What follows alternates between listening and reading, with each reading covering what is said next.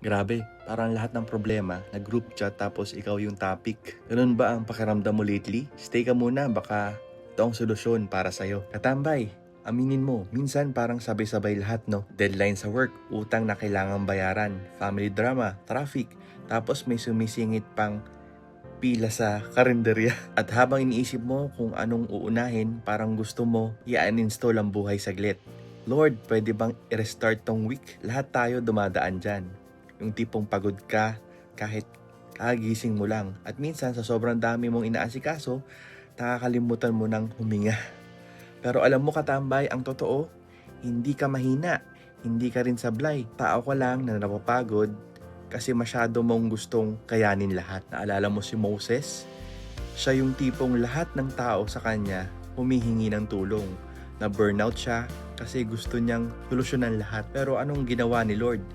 Nagpadala siya ng mga tao, sina Aaron at Hur, para tulungan siyang buhati ng kamay niya habang pagod na siya. Ang ibig sabihin, hindi mo kailangang maging superhero. Kasi kahit si Moses, kailangan ng tulong. At kahit ikaw, may mga Aarons at Hurs din na ipapadala si Lord. Kaibigan, kapamilya, o minsan yung stranger na biglang nag-offer ng tulong nung akala mo tapos ka na. Sabi ni Jesus sa Matthew 11:28, "Come to me, all who are weary and burdened, and I will give you rest."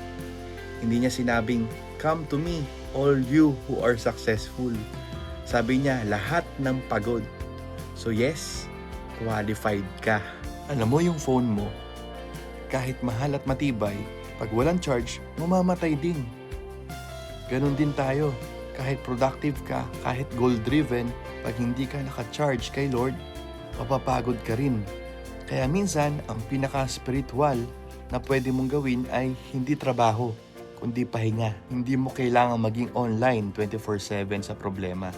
Kasi si Lord, naka-online naman 24/7 sa solusyon. Kaya katambay, kung pakiramdam mo sabay-sabay lahat ng bigat, pahinga ka muna. Huwag mong i-give up. Hindi mo kailangan kayanin lahat ngayon. Kasi minsan, ang faith ay hindi lang yung lumalaban, kundi yung marunong magpahinga habang nagtitiwala. So close your eyes for a bit, hinga ka muna. Sabihin mo, Lord, hindi ko alam kung paano, pero alam kong kakayanin ko kasi kasama kita. At doon katambay, yung overwhelmed na ikaw, unti-unting nagiging overcomer.